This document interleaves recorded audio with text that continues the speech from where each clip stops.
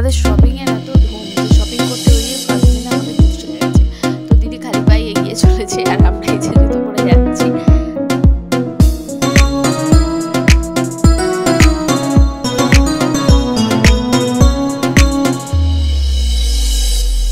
এই যেখানে আমরা চলেছি ফার্স্টে জুতো কিনতে পায়ের জুতো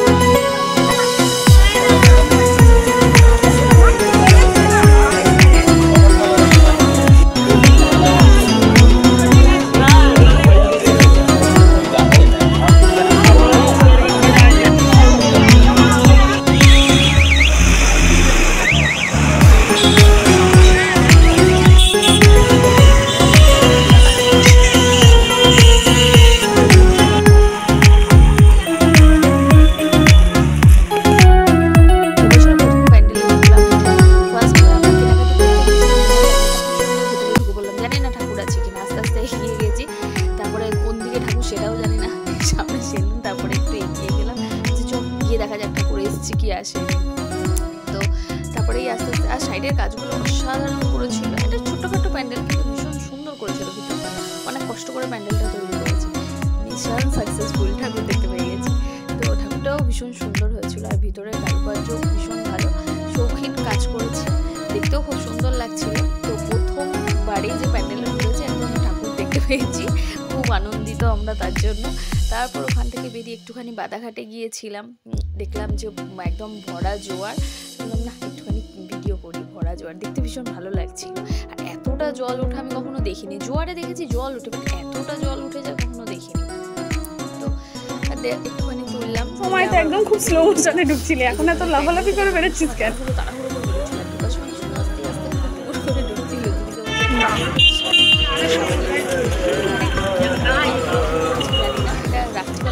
এইটা এখন এটা কি হবে?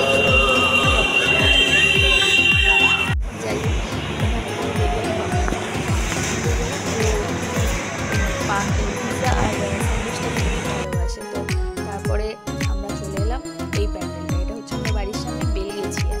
তো বেলগেছিয়া প্যান্ডেলটা শুরু হচ্ছে না খোলা হচ্ছে বোঝা দুষ্কর। তো যাই হোক ওরা রেডি করছিল, প্যান্ডেলের অনেকটাই হয়ে গেছে আর বেশ কিছু কাজ বাকি ছিল। এটা করেছে সম্ভবত গুজরাটে সোমনাথ মন্দির। তো আমরা ভাবছি ঢুকতে দেবে কিনা, সবে তৈরি হচ্ছে, ভিতরে অনেক কাজকর্ম হচ্ছে। তো ঢুকতে যদি না দেয় যে একটুখানি খালি ঠাকুর দেখেই চলে যাবো, কিছু তো হাত দেবো না, একটু ঢুকতে দাও। বলছে হ্যাঁ ঠিক আছে যাও। এগুলো থার্মোকল দিয়ে করেছে, অসাধারণ করেছে থার্মোকল দিয়ে। হয়তো ফিনিশ হয়ে গেলে আরও সুন্দর দেখতে লাগবে, তবে জানি না, তবে দেখতে কিন্তু দারুণ লাগছিল। আর এখানে যে ঠাকুরটা করেছে সেটাও অসাধারণ ঠাকুর করেছে। এখানে একটা শিবলিঙ্গ করেছে, প্লাস শিবের একটা মূর্তি করেছে। আর এখানে যে ঘুমাচ্ছিল এদেরকেও ভিডিও করেছে, বলছে এই আমাদের ভিডিও করো না। তো এই দেখো ঝাড়, এখানে প্রতি বছর ঝাড় থাকে। আমি ভেবেছি ঝাড় হচ্ছে না নেই, প্যান্ডেলের মালিককে বলে ওখানে ঝাড় লাগাতে। তো ঠাকুরটাকে দেখো সত্যি অসাধারণ লাগছে, ব্যাপক সামনে থেকে দেখতে আরও সুন্দর লাগছে। আবার ওখান থেকে বেরিয়ে অন্য একটা প্যান্ডেলে চলে এলাম, মানে যত প্যান্ডেল রাস্তায় দেখতে পেয়েছি সব একবার করে ঢুকে দেখতে ঠাকুর এসে গেছে, ঠাকুর এসে গেছে। কারণ কি বলতো, এরপর যে পুজো শুরু হয়ে গেলে এই প্যান্ডেলগুলো সামনাসামনি এগুলোই মিস হয়ে যায়। আর সব বাদবাকি প্যান্ডেল দেখা হয়, কিন্তু এই প্যান্ডেলগুলো ঠাকুরগুলোই মিস হয়ে যায়। দশমীর দিন মনে করে হাই আমি এই ঠাকুরটা দেখি, ওই ঠাকুরটা দেখিনি। প্রতি বছর আমার এরকমই হয়। আর আমি প্রতি বছর ভাবি ছোটো থেকে যে যতগুলো ঠাকুর দেখবো সব কাউন্ট করে রাখবো। আর তখন তো ফোন ছিল না, যেহেতু এখন ফোন আছে, আমি এবছর সব নতুন। আমার সেইটা খুব চিরতর